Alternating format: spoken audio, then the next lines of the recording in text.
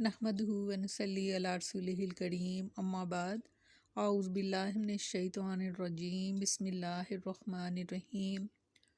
ربی اشرح لی صدری ویسر لی امری واحلل عقدۃ من لسانی یفقہوا قولی۔ السلام علیکم ورحمۃ اللہ وبرکاتہ۔ کیسے ہیں آپ سب؟ انشاءاللہ خیر و عافیت سے ہوں گے۔ اللہ تعالیٰ آپ سب کو اپنے حفظ و امان میں رکھے، آمین ثم آمین۔ 5واں پارہ سورۃ نساء، آیت نمبر 31 33۔ لفظی ترجمہ: ولا اور نہ تتمنوا، تم تمنا کرو، ما اس چیز کی کہ فضل اللہ، کہ فضیلت دی ہے اللہ نے، بھی جس کے ساتھ بعضکم بعض تمہارے کو علی بعض بعض پر، للرجال مردوں کے لیے نصیب ثواب ہے، مما اس میں سے جو اکتسبوا انہوں نے کمایا، وللنساء اور عورتوں کے لیے نصیب ثواب ہے، مما اس میں سے جو اکتسبنا کہ جو انہوں نے کمایا، واسألوا اللہ اور مانگتے رہو اللہ سے، من فضل ہی اس کا فضل، ان اللہ بے شک اللہ تعالیٰ کانا ہے بکلی ہر سات چیز کے شیئن علیما جاننے والا، وَلِكُلِّ اور ہر ایک کے لیے جعلنا مقرر کیے ہم نے، موالیا وارث، مما اس میں سے ترکا جو چھوڑ دیں، والدانی ماں باپ، والاقربون اور رشتہ دار، والذین اور جن لوگوں سے عقدت بندھے ہوں، ایمانکم تمہارے عہد یعنی وعدے، فآتوہم تو پس دو ان کو، نصیبہم ان کا حصہ، ان اللہ بے شک اللہ تعالیٰ کانا ہے، علی کل شیء شہیدا ہر چیز پر نگران، الرجال اور مرد، قوامون حاکم ہیں، علی النساء عورتوں پر، بما اس لیے کہ فضل اللہ افضل بنایا ہے اللہ نے، بعضہم ان کے بعض کو، علی بعض بعض پر، وبما اور اس لیے کہ انفقوا انہوں نے خرچ کیے، من اموالہم اپنے مال، فالصالحات پس نیک عورتیں، قانتات فرما برداری کرنے والیاں، حافظات حفاظت کرنے والیاں، للغیبی عدم موجودگی میں، بما اس کی، حافظ اللہ کہ جن چیزوں کی حفاظت کی اللہ نے، واللاتی اور جو عورتیں، تخافون کہ اندیشہ ہو تم کو، نشوزہن ان کی سرکشی کا، فعظوہن تو پس نصیحت کرو، سمجھاؤ ان کو، واہجروہن اور الگ کر دو ان کو، فی المضاجع اپنے بستروں سے، واضربوہن اور مارو ان کو، فإن پس اگر اطعناکم اگر وہ تمہاری فرما برداری کریں، فلا پس نہ تبتغوا تم تلاش کرو، علیہن ان پر سبیلا کوئی راہ، ان اللہ بے شک اللہ تعالیٰ، علی سب سے اوپر، کبیرہ بہت بڑا ہے۔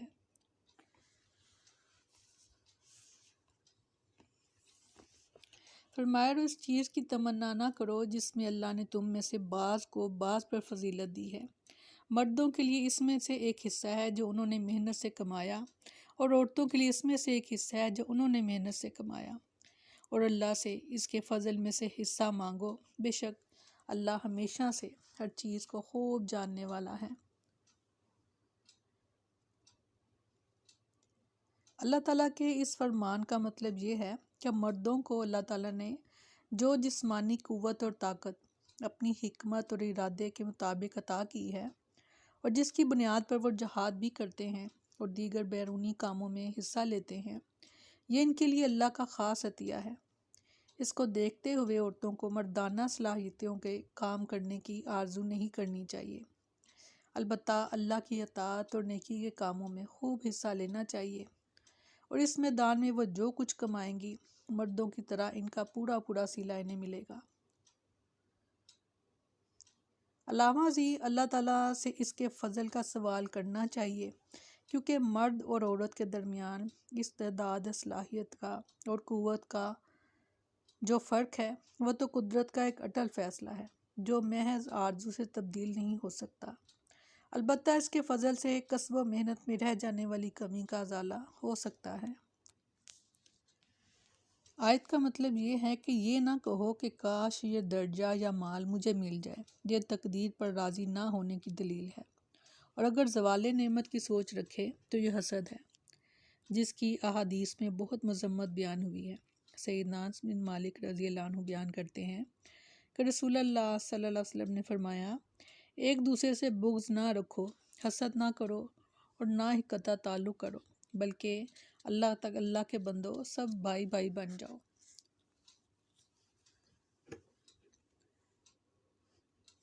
یعنی اللہ کے ہاں تقرب نیک اعمال سے ہے۔ مرد کو محض مرد ہونے کی وجہ سے عورت پر عمل میں فضیلت نہیں، اور عورت محض عورت ہونے کی وجہ سے نیک عمل کے ثواب سے محروم نہیں۔ لہٰذا تم بجائے حسد کے اللہ تعالیٰ کا فضل طلب کرو، البتہ رشک کرنے میں کوئی حرج نہیں۔ جیسا کہ سیدنا عبداللہ بن عمر رضی اللہ عنہ بیان کرتے ہیں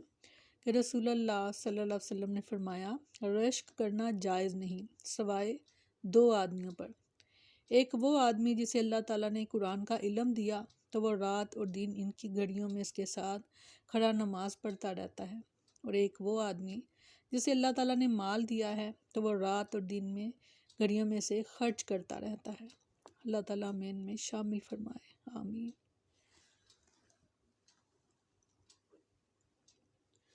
اور فرمایا، ہم نے اس ترکے میں جو والدین اور زیادہ قرابت والے چھوڑ جائیں ہر ایک کے وارث مقرر کر دیے ہیں، اور جن لوگوں کو تمہارے عہد و پیمان نے باندھ رکھا ہے انہیں ان کا حصہ دو، بے شک اللہ ہمیشہ سے ہر چیز پر حاضر ہے۔ بے شک اس آیت کریمہ کے پہلے حصے میں اللہ تعالیٰ نے یہ خبر دی ہے کہ مرد ہو یا عورت، ہر ایک کے ورثہ اور رشتہ دار ہوتے ہیں جو اس کے مرنے کے بعد اس کے وارث بنتے ہیں۔ آیت کے دوسرے حصے میں اس کا مفہوم یہ ہے کہ تم نے جو حلف یا معاہدہ کسی کے ساتھ طے کیا ہے تو اس کا حصہ اسے دو۔ سیدنا عبداللہ بن عباس رضی اللہ عنہ بیان کرتے ہیں کہ یہ اس وقت کی بات ہے جب مہاجرین مدینہ آئے تھے، اور رسول اللہ صلی اللہ علیہ وسلم نے مہاجرین اور انصار میں بھائی چارہ قائم کر دیا تھا۔ انصار کا وارث اس کے رشتہ داروں کے بجائے مہاجر ہوتا تھا۔ پھر جب یہ آیت منسوخ نازل ہوئی تو وہ وراثت جو مہاجرین اور انصار کے درمیان قائم کر دی گئی تھی منسوخ ہو گئی۔ پھر ابن عباس رضی اللہ عنہ نے فرمایا، اور جن لوگوں کو تمہارے عہد و پیمان نے باندھ رکھا ہے انہیں ان کا حصہ دو سے مراد یہ ہے کہ نصرت، اعانت اور نصیحت کی صورت میں انہیں ان کا حصہ دو، کیونکہ میراث سے ان کا حصہ ختم ہو گیا ہے۔ ہاں البتہ ان کے لیے وصیت کی جا سکتی ہے۔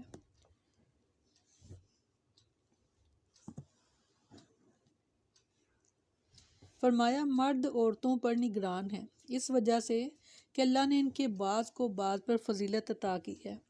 اور اس وجہ سے کہ انہوں نے اپنے مالوں سے خرچ کیا، پس نیک عورتیں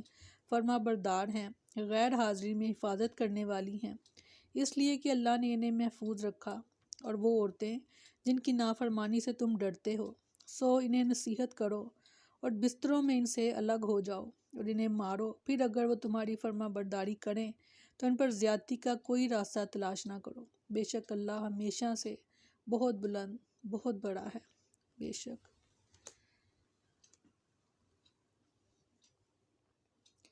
شریعت نے خانگی شرازہ بندی کے لیے مرد کو گھر کا قوام یعنی نگران قرار دیا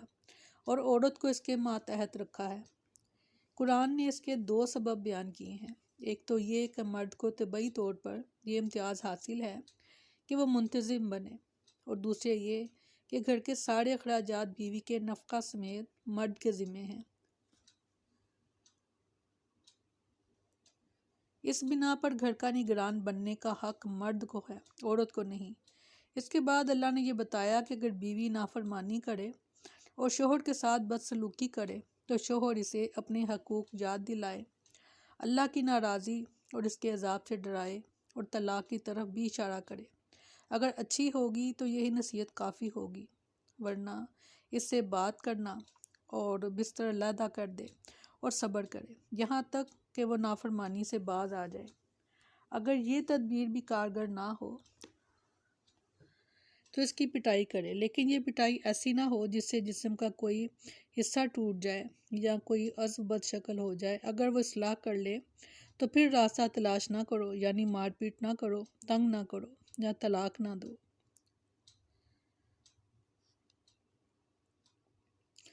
مرد فی نفسہ عورت سے افضل ہے اور اسے اس پر فضل و شرف حاصل ہے، لہٰذا یہی مناسب تھا کہ مرد عورت پر حاکم ہوتا،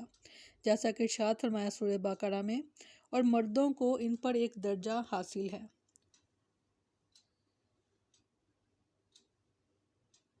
سیدنا ابو بکرہ رضی اللہ عنہ بیان کرتے ہیں کہ رسول اللہ صلی اللہ علیہ وسلم نے ارشاد فرمایا، وہ قوم ہرگز فلاح نہیں پائے گی جنہوں نے اپنا حاکم عورت کو بنا لیا۔ استغفر اللہ۔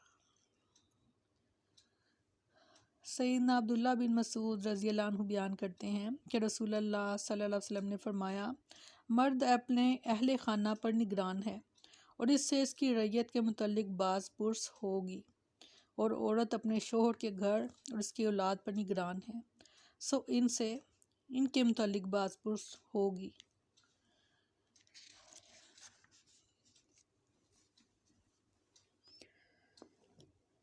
فالصالحات قانتات حافظات للغیب بما حفظ اللہ،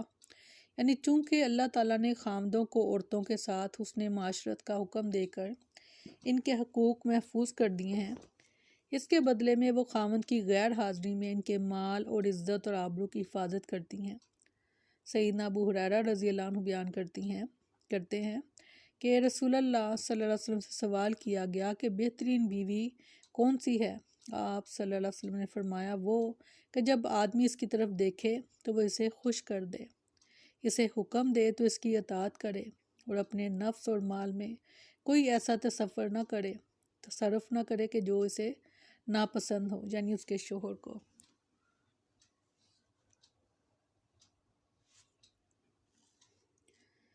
عورت پر مرد کا بہت بڑا حق ہے۔ سیدنا ابو ہریرہ رضی اللہ عنہ بیان کرتے ہیں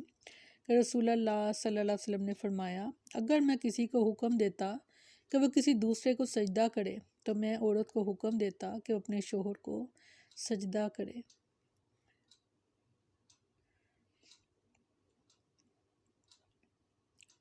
سیدنا ابو ہریرہ رضی اللہ عنہ بیان کرتے ہیں کہ رسول اللہ صلی اللہ علیہ وسلم نے فرمایا، جب کوئی شخص اپنی بیوی کو اپنے پاس بلائے اور وہ آنے سے انکار کر دے تو صبح تک فرشتے اس پر لعنت بھیجتے رہتے ہیں۔ استغفار۔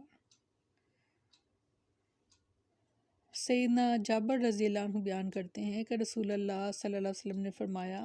عورتوں کے بارے میں اللہ سے ڈرتے رہو، اس لیے کہ تم نے ان کو اللہ کی امان سے حاصل کیا ہے اور اللہ کے کلمے کے ساتھ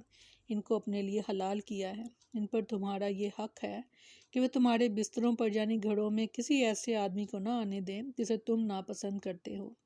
اگر وہ ایسا کریں تو ان کو مارو، مگر یوں کہ انہیں سخت چوٹ نہ لگے۔